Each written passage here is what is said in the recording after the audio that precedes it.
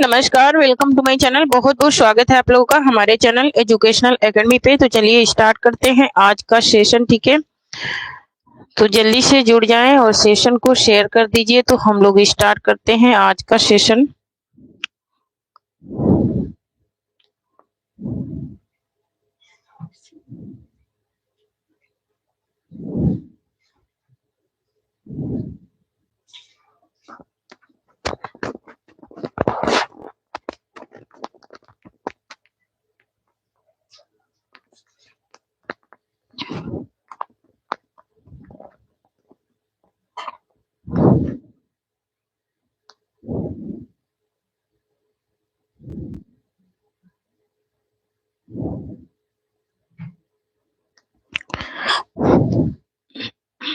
तो चलिए स्टार्ट करते हैं आज का सेशन। आज का हमारा आदिकाल का प्रथम भाग आज हम लोग करेंगे। ठीक है, आदिकाल का प्रथम भाग करेंगे। तो जल्दी से जुड़ जाएं और सेशन को शेयर कर दीजिए। तो हम लोग स्टार्ट करते हैं सेशन को फिर।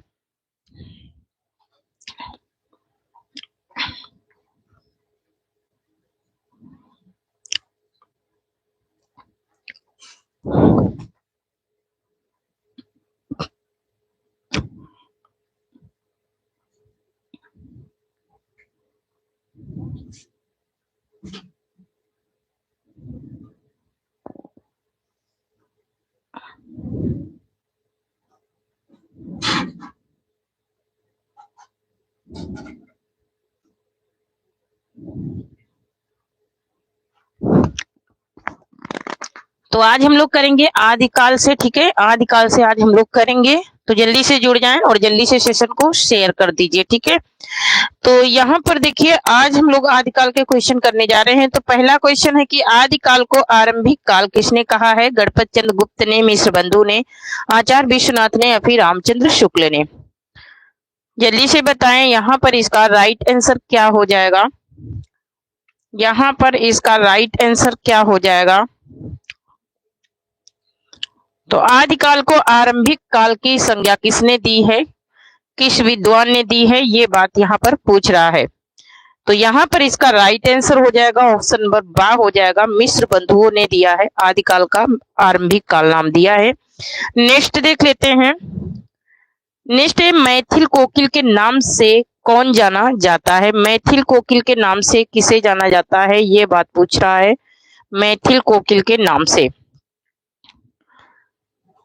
तो यहाँ पर मैथिल कोकिल के नाम से जिसे जाना जाता है उसके बारे में पूछा जा रहा है।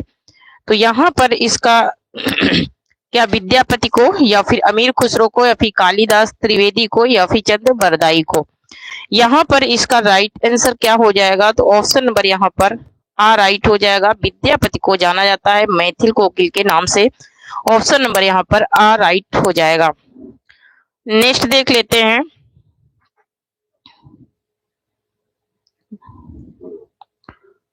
कल की क्लास जो उपन्यास की हुई थी, मैंने कहा था कि 100 क्वेश्चन कराऊंगी, लेकिन बीच में ही नेटवर्क ऐसा गड़बड़ किया कि हमारे 20 क्वेश्चन रह गए थे। ठीक है, तो मैं नेक्स्ट क्लास में करा दूं। ठीक है, क्योंकि आज तो सेशन मैंने आदिकाल का लगा दिया, नहीं तो मैं उसमें भी करा देती। मैं कंटेंट जब कराऊंगी उपन्यास का तो उसमें वो 20 क्वेश्चन जो बचे थे वो मैं करवा दूंगी उपन्यास के, क्योंकि उसमें बहुत ही महत्वपूर्ण उपन्यास के क्वेश्चन थे। ठीक है, तो कंटेंट कराऊंगी उसके साथ में वो 20 क्वेश्चन करा दूंगी। 80 क्वेश्चन हुए थे, 80 के बाद हमारा नेटवर्क बहुत ही गड़बड़ कर गया था। ठीक है, क्योंकि वो चल ही नहीं रहा था, इसलिए क्लास लगी नहीं पाई, कट गई थी क्लास बीच में। नेक्स्ट है कि आदिकाल को चारण काल किसने कहा? राम कुंवर वर्मा ने, रामविलास शर्मा ने, रामचंद्र शुक्ल ने या फिर हजारी प्रसाद द्विवेदी ने? आदिकाल को चारण काल किसने कहा है, ये बात पूछी जा रही है। तो आदिकाल को चारण काल नाम देने वाले कौन है? राम कुंवर वर्मा है। राम कुंवर वर्मा ने आदिकाल को चारण काल नाम और संधि काल दो नाम इन्होंने दिया है। नेक्स्ट देख लेते हैं। नेक्स्ट है कि राउलवेल के रचनाकार कौन है? बहुत ही इंपॉर्टेंट ये रचना है, क्योंकि ये बार बार पूछी जाती है। रोड़ा कवि हैं, कालिदास त्रिवेदी हैं, स्वयंभू हैं या फिर गोकुल नाथ हैं? यहाँ पर इसका राइट आंसर क्या हो जाएगा? तो राहुल वेल के कौन है? रोड़ा कवि हैं। ऑप्शन नंबर यहाँ पर आ राइट हो जाएगा। नेक्स्ट देख लेते हैं। नेक्स्ट है अजमेर के शासक से संबंधित रचना कौन सी है? अजमेर के शासक से संबंधित रचना की बात हो रही है यहाँ पर। पृथ्वीराज रासो, बिसल देव रासो, कुमार रासो या फिर परमाल रासो। तो जल्दी से बताएं यहाँ पर इसका राइट आंसर क्या हो जाएगा? अजमेर के शासक से संबंधित रचना पूछी जा रही है। अजमेर के शासक से संबंधित रचना, अजमेर के शासक से संबंधित रचना पूछी जा रही है। तो यहाँ पर इसका राइट आंसर क्या हो जाएगा? अजमेर के शासक से जो संबंधित रचना है वो कौन सी रचना है? तो वो है बिसल देव रासो है। ऑप्शन नंबर यहाँ पर बा राइट हो जाएगा। ऑप्शन नंबर बा राइट हो जाएगा। नेक्स्ट देख लेते हैं। नेक्स्ट है कि निम्न में से किस रचना को आदिकाल का मेघदूत कहा जाता है? ठीक है, कौन सी रचना ऐसी है जिसको आदिकाल का मेघदूत कहा जाता है? राहुल वेल को, संदेश रासक को, भारतेश और बाहुबली रास को या फिर उपदेश रसायन रास को? किसको कहा जाता है आदिकाल का मेघदूत? ये बात पूछी जा रही है कि आदिकाल का मेघदूत किस रचना को कहा जाता है। ठीक है, आदिकाल का मेघदूत पूछ रहा है कि आदिकाल का मेघदूत किसको कहा जाता है? कौन सी रचना है जिसको आदिकाल का मेघदूत कहा जाता है? तो यहाँ पर इसका राइट आंसर जो है वो कौन सा हो जाएगा? वो हो जाएगा ऑप्शन नंबर बा हो जाएगा। संदेश रासक को आदिकाल का मेघदूत कहा जाता है। अब्दुल रहमान की ये रचना है। नेक्स्ट है कि फरमान रासो को अन्य किस नाम से जाना जाता है? अन्य किस नाम से जाना जाता है? पृथ्वीराज रासो के नाम से, आल्हा खंड के नाम से या फिर कुमार रासो के नाम से या फिर विजयपाल रासो के नाम से? तो ये जो जाना जाता है ये अन्य नाम से, अन्य कौन सा नाम है इसका? अन्य नाम है आल्हा खंड। ऑप्शन नंबर बा राइट हो जाएगा।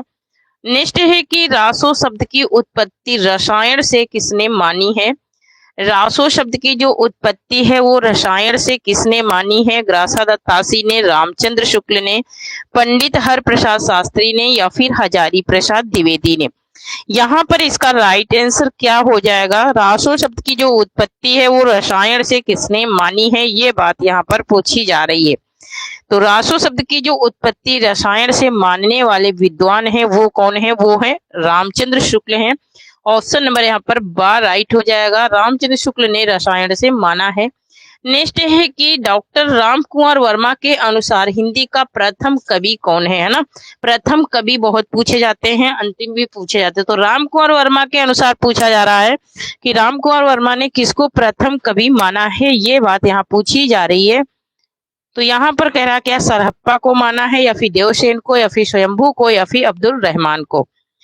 तो राम कुंवर वर्मा ने किसको माना है? स्वयंभू को माना है। वहीं राहुल शंकरत्यायन ने सरहप्पा को माना है और हजारी प्रसाद द्विवेदी ने अब्दुल रहमान को माना है ना।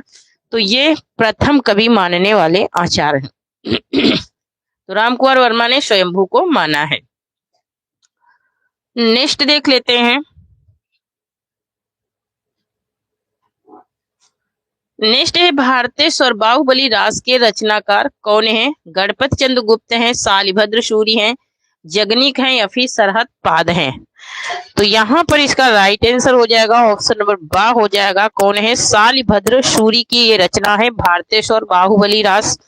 नेक्स्ट देख लेते हैं। नेक्स्ट है पाहुड़ दोहा के रचनाकार हैं। पाहुड़ दोहा जो है ये किसकी रचना है? सरहप्पा की है, पुष्पदंत की है, धनपाल की है या फिर राम सिंह की है?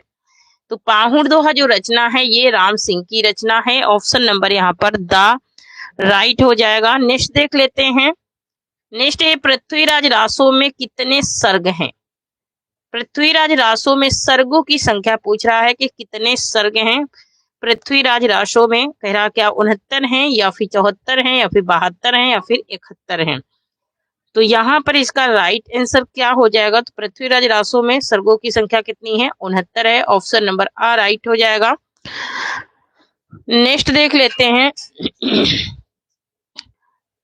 एक बार कमेंट कीजिए कि आप लोगों तक आवाज पहुंच रही है या नहीं पहुंच रही है, क्योंकि कभी कभी आवाज नहीं जाती है और आप कमेंट भी नहीं करते हैं। ठीक है, तो कमेंट में एक बार बताइए कि आवाज आप लोगों तक पहुंच रही है या नहीं। ठीक है, तो क्वेश्चन नंबर 13 है कि विशल देव रासों में कीरा बिसलदेव रासो में किस शैली का प्रयोग किया गया है, ये बात पूछ रहा है। संगारिक शैली का, गेय शैली का, आख्यान शैली का, फिर प्रबंध शैली का। तो यहाँ पर जो प्रयोग किया गया वो किस शैली का प्रयोग किया गया है, ये बात पूछ रहा है। किसमें? बिसलदेव रासो में। तो गेय शैली का प्रयोग हुआ है बिसलदेव रासो में। नेक्स्ट क्वेश्चन देख लेते हैं। श्रृंगार काव्य है, श्रृंगार काव्य कौन सा है, ये बात यहाँ पर पूछी जा रही है। श्रृंगार काव्य कह रहा बिसलदेव रासो या फिर परमाल रासो या फिर पृथ्वीराज रासो या फिर जय मयंक जस चंद्रिका। श्रृंगार काव्य की बात हो रही है, तो श्रृंगार काव्य यहाँ पर कौन सा है, ये बात पूछ रहा है। श्रृंगार काव्य है बिसलदेव रासो, ऑप्शन नंबर आ राइट हो जाएगा। नेक्स्ट है कि निम्न में से कौन सा विद्वान पृथ्वीराज रासो का अप्रामाणिक मानता है। पृथ्वीराज रासो को अप्रामाणिक मानने वाले विद्वान कौन से हैं, ये बात यहाँ पर पूछी जा रही है। श्याम सुंदर दास, मिश्र बंधु, आचार्य रामचंद्र शुक्ल या फिर सुनीत कुमार चटर्जी। अप्रामाणिक किसने माना है, ये बात पूछ रहा है। अप्रामाणिक, तो अप्रामाणिक किसने माना है, ये आचार्य रामचंद्र शुक्ल ने इसे अप्रामाणिक माना है। नेक्स्ट है कि आल्हा किस ऋतु में गाया जाता है। ग्रीष्म ऋतु में, वर्षा ऋतु में, शरद ऋतु में या फिर वसंत ऋतु में। ठीक है, आल्हा किस ऋतु में गाया जाता है, ये बात पूछ रहा है। तो ये वर्षा ऋतु में गाया जाता है, ऑप्शन नंबर यहाँ पर बा राइट हो जाएगा। जो आल्हा है ये वर्षा ऋतु में गाया जाता है। नेक्स्ट देख लेते हैं। नेक्स्ट है इनमें से असंगत है। ठीक है, असंगत युग्म कौन सा है, ये बात यहाँ पर पूछ रहा है। बिसलदेव रासो नरपति नाल का है, कुमार रासो जगनिक का है, विजयपाल रासो नल सिंह का है या फिर राहुल बेल रोड़ा कवि का है।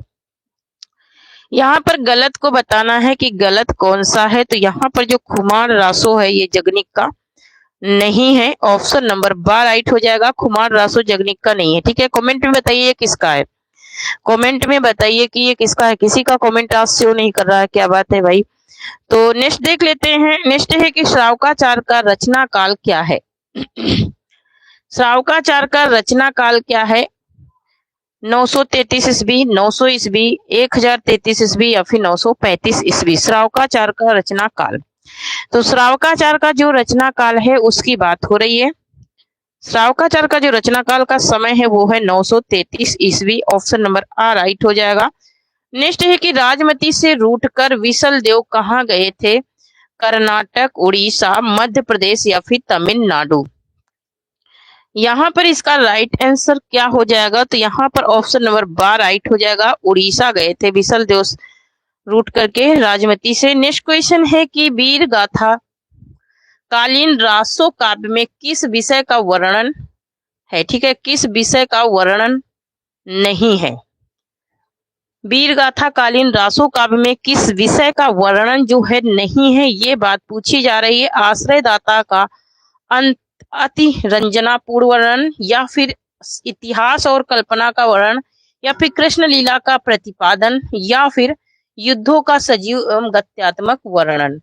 यहाँ पर इसका राइट आंसर क्या हो जाएगा, तो यहाँ पर जो इसका राइट आंसर है वो क्या हो जाएगा, ये बात पूछ रहा है। कौन से विषय का वर्णन नहीं है, तो यहाँ पर कृष्ण लीला का प्रतिपादन नहीं किया गया है, बाकी सारे ऑप्शन सही है। आश्रयदाताओं का अतिरंजनापूर्ण वर्णन किया गया है, इतिहास और कल्पना का वर्णन किया गया है, युद्धों का सजीव वर्णन और गत्यात्मक वर्णन हुआ ही है, ये तो पता ही है।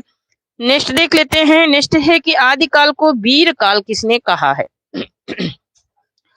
आदिकाल को वीर काल किसने कहा है, विश्वनाथ प्रसाद मिश्र ने, मोहन अवस्थी ने, गणपत चंद्रगुप्त ने या फिर आचार्य चतुर्सेन शास्त्री ने।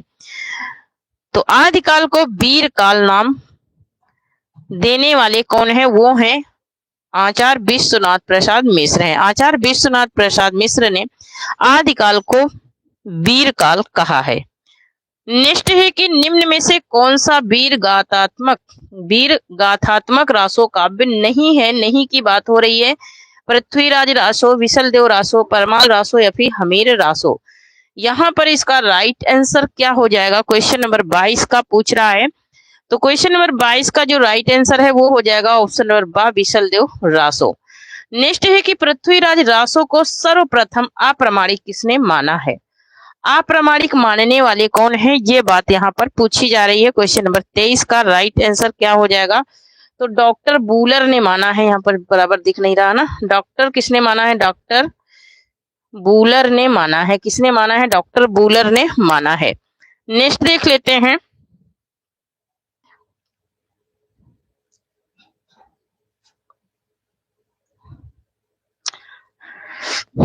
अब देखिए नेट कितना गड़बड़ कर रहा है, क्या ही करूं मैं।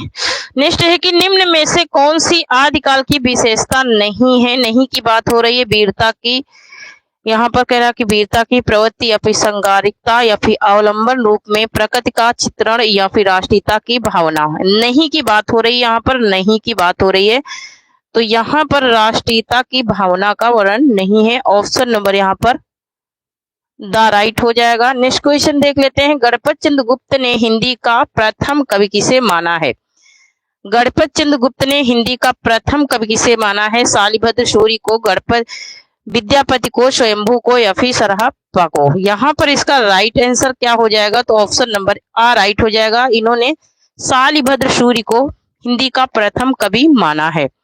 नेक्स्ट देख लेते हैं, नेक्स्ट है कि चंदन वाला रास रचनाकार कौन, चंदन वाला रास के रचनाकार कौन है, चंदन वाला रास के रचनाकार कौन है, ये पूछ रहा है। आशुग हैं, चंद्रबरदाई हैं, नरपति नल हैं या फिर पुष्प दंत हैं।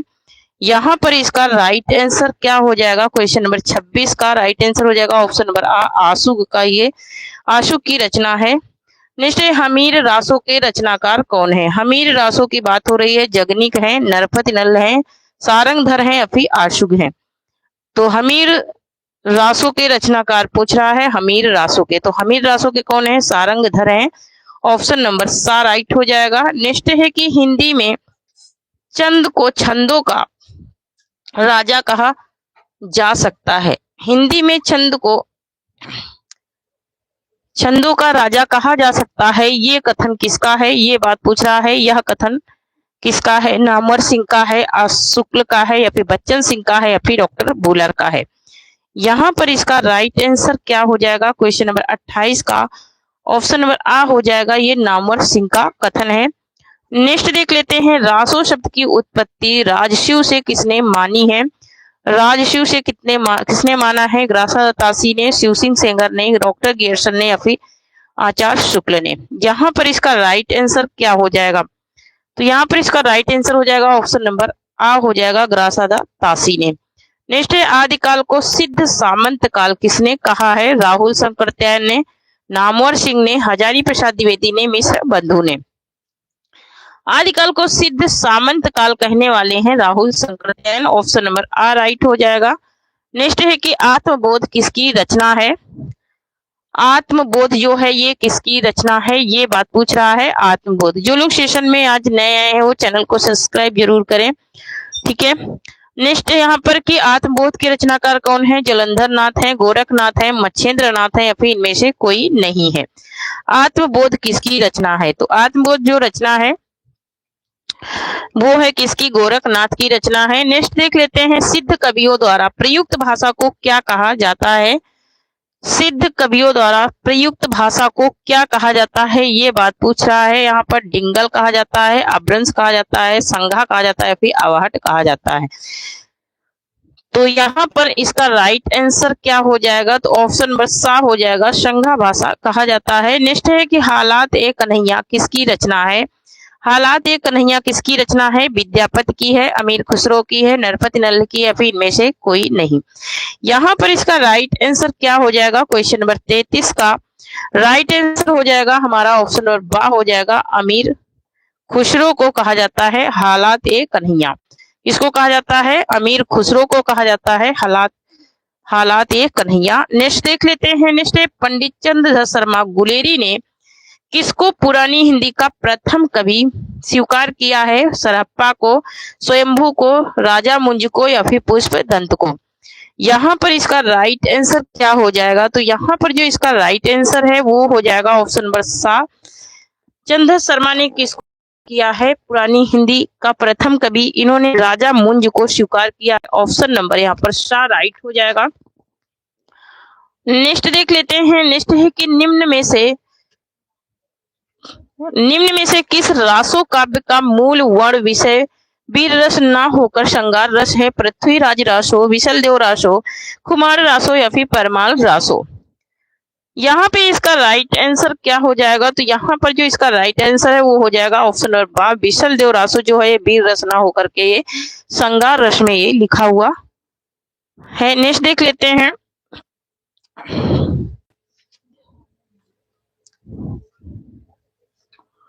नेक्स्ट है कि माधो हम परिणाम निराशा, ये पंक्ति जो है ये किसकी है? तो ये पंक्ति जो है ये है विद्यापति की, ऑप्शन नंबर बा यहाँ पर राइट हो जाएगा। नेक्स्ट देख लेते हैं। नेक्स्ट है कि किस कवि को अभ्रंश का वाल्मीकि कहा जाता है? किस कवि को कहा जाता है? तो स्वयंभू को कहा जाता है, ऑप्शन नंबर द राइट हो जाएगा।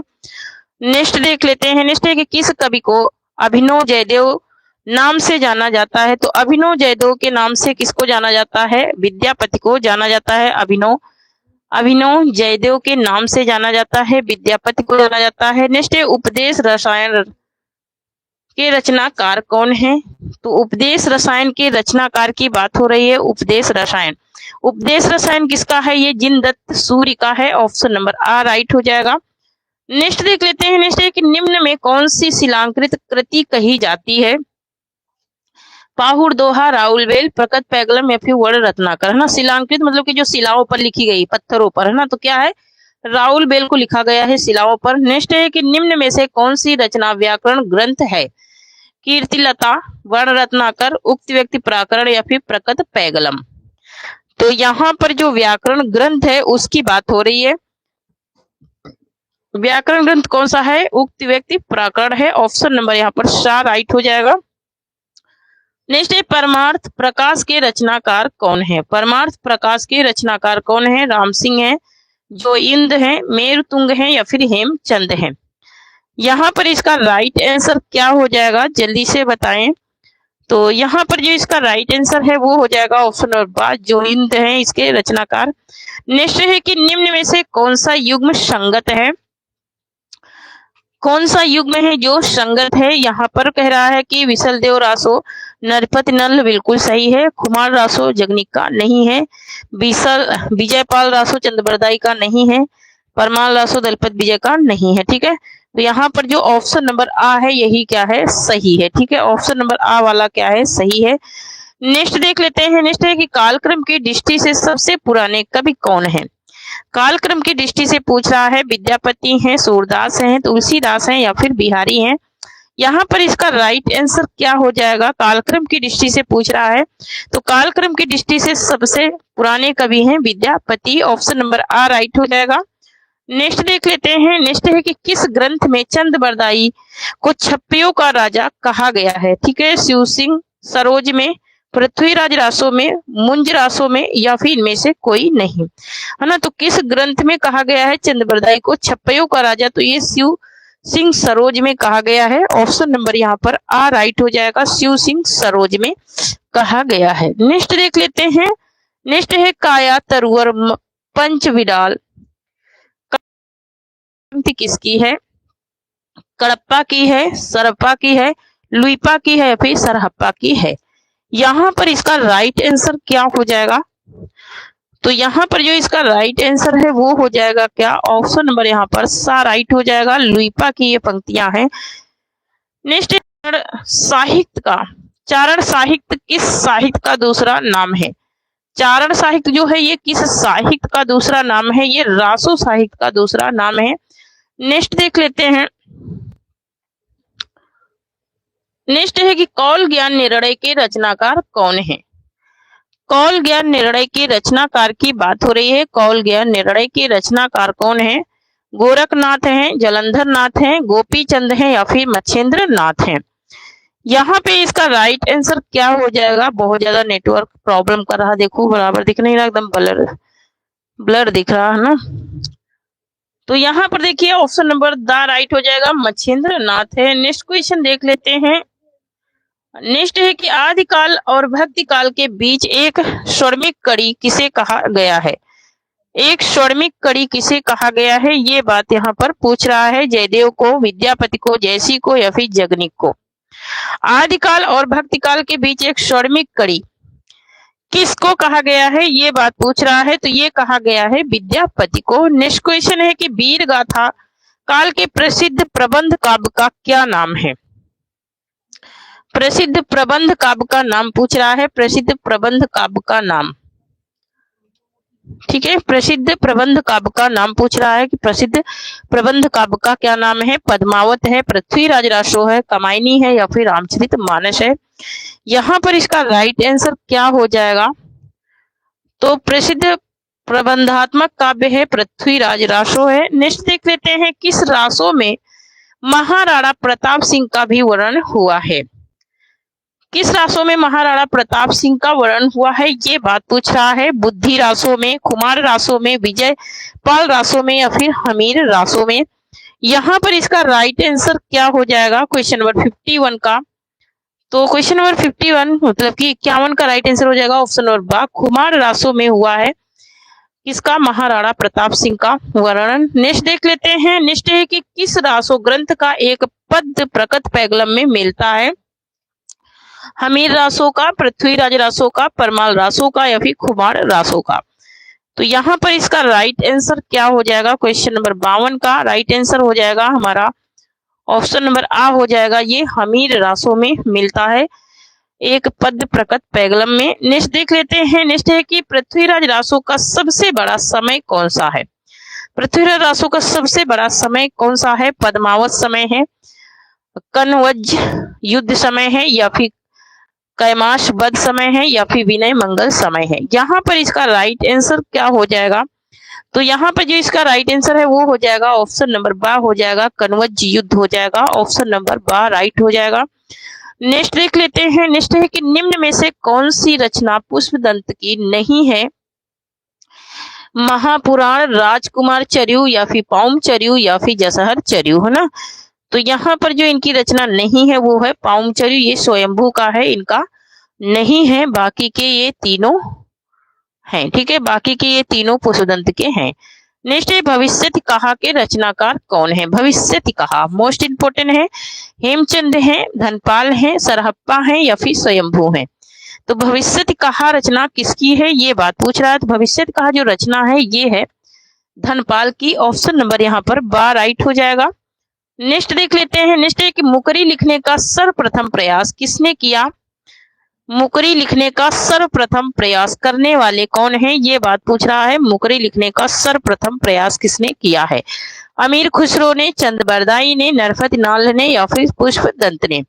यहाँ पर इसका राइट आंसर क्या हो जाएगा, थोड़ा सा शेयर कर दीजिए, बहुत कम लोग दिख रहे हैं आज। तो यहाँ पर ऑप्शन नंबर आ राइट हो जाएगा, अमीर खुसरो ने शुरू किया था सबसे पहला प्रयास। नेक्स्ट क्वेश्चन देख लेते हैं। नेक्स्ट है कि आदिकालीन साहित्य में गद्य का प्राचीनतम ग्रंथ कौन सा है। राउलवेल है, कुवलयमाला कहा है या फिर भविष्यत कहा है या फिर वर्ण रत्नाकर है। तो यहाँ पर इसका राइट आंसर क्या हो जाएगा, प्राचीनतम ग्रंथ पूछ रहा है यहाँ पर। प्राचीनतम ग्रंथ, प्राचीनतम ग्रंथ कौन सा है, तो वो है कुवलयमाला, ऑप्शन नंबर बा राइट हो जाएगा। नेक्स्ट है नायिकाओं का नक्सिक वर्णन मिलता है, मोस्ट इंपोर्टेंट क्वेश्चन है ये। अब्दुल रहमान कृत संदेश रासक में, असाइद कृत हंसावली में, कुशलाभ कृत ढोला मैरूरा दुहा में या फिर रोड़ा कृत राहुल वेल में। नायिकाओं का नक्सिक तो नायिकाओं का जो नक्सिक वर्णन है वो मिलता है रोड़ाकृत राउलवेल में। किसमें मिलता है, रोड़ाकृत राउलवेल में ये मिलता है। नेक्स्ट देख लेते हैं। नेक्स्ट है हमारा कि कुमार पाल प्रतिबोध के रचनाकार कौन है। सोमभद्र सूरी, सोमप्रभ सूरी है, हेमचंद है, मेरतुंग है या फिर इनमें से कोई नहीं है। तो यहाँ पर कह रहा है कि कुमार पाल प्रतिबोध के रचनाकार की बात पूछ रहा है, वो है सोमप्रभु सूरी है, ऑप्शन नंबर आ राइट हो जाएगा। नेक्स्ट देख लेते हैं।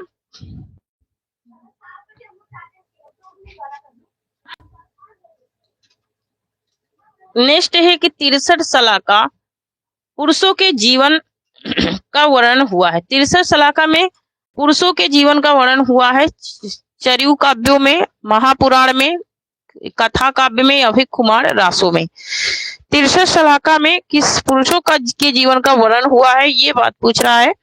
तो ये जो वर्णन हुआ है ये वर्णन हुआ है किसका, ये हुआ है महापुराण में। किसमें हुआ है? महापुराण में हुआ है।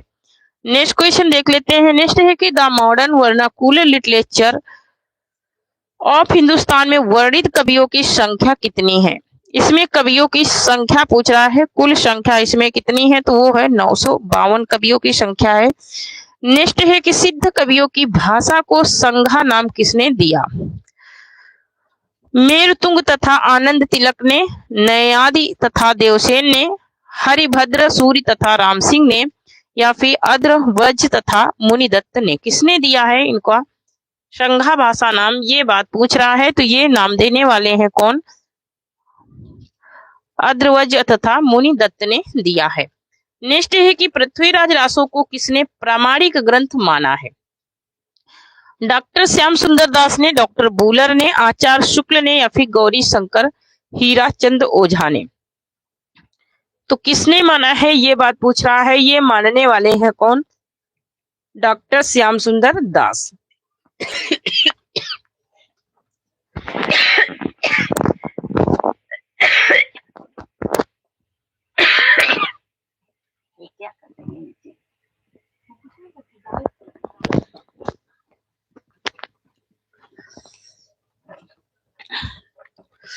नेक्स्ट क्वेश्चन देख लेते हैं। नेक्स्ट है कि प्रशस्ति मूलक मुक्तक काव्य है। पृथ्वीराज रासो है, भारतेश्वर बाहुबली रास है, जसमयंक जय चंदिका है, या फिर जयमयंक जय चंदिका है, या फिर प्रकट पैगलम है। यहाँ पर इसका राइट आंसर क्या हो जाएगा? प्रशस्ति मूलक मुक्तक काव्य की बात हो रही है। तो यहाँ पर इसका राइट आंसर क्या हो जाएगा? तो यहाँ पर जो इसका राइट आंसर है वो क्या हो जाएगा? ऑप्शन नंबर द राइट हो जाएगा, प्रकट पैगलम। नेक्स्ट है विद्यापति पदावली का संपादन किसने किया? निराला ने किया, बेनीपुरी ने किया, आगे ने किया, या फिर दिनकर ने किया। विद्यापति की पदावली का संपादन किसने किया है ये बात पूछी जा रही है।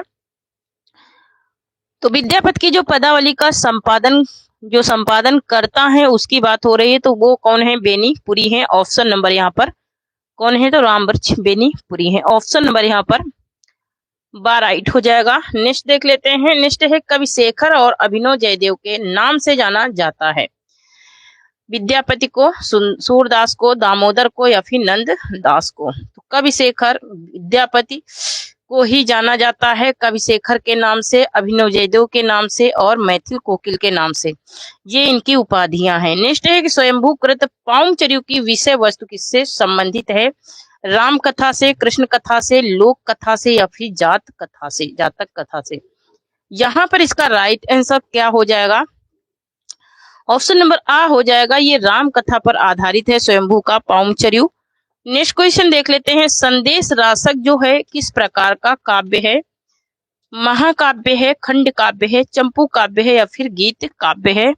यहाँ पर इसका राइट आंसर क्या हो जाएगा? जल्दी से बताएं। तो संदेश रासक जो है ये किस प्रकार का काव्य है? संदेश रासक जो है यह एक खंड काव्य है। ऑप्शन नंबर बा राइट हो जाएगा। नेक्स्ट है कि आदिकाल की प्रमुख संगारिक कृति कौन सी है? आदिकाल की प्रमुख संगारिक कृति पूछ रहा है। विशलदेव रासो है, पृथ्वीराज रासो है, परमाल रासो है, या फिर हमीर रासो है। यहाँ पर इसका राइट आंसर क्या हो जाएगा? आदिकाल की संगारिक कृति जो है वो है विशलदेव रासो। ऑप्शन नंबर यहाँ पर आ राइट हो जाएगा। नेक्स्ट देख लेते हैं। नेक्स्ट है पुष्पदंत किस सदी में हुए? पुष्पदंत जो है वो कौन सी सदी में हुए ये बात पूछ रहा है। 8वीं शताब्दी में, 9वीं में, 10वीं में, या फिर 11वीं में। तो पुष्पदंत जो है ये हुए थे 10वीं शताब्दी में। ऑप्शन नंबर यहाँ पर सा राइट हो जाएगा। 10वीं शताब्दी है इनका समय। नेक्स्ट देख लेते हैं। विद्यापति की पदावली की भाषा क्या है? विद्यापति की पदावली की भाषा क्या है? क्या नोटिफिकेशन नहीं पहुंचा था क्या रागिनी यादव जी? बहुत लेट आप लोग जुड़े हो, अभी तो सेशन खत्म हो रहा है, नोटिफिकेशन नहीं पहुंचा था आप लोगों को।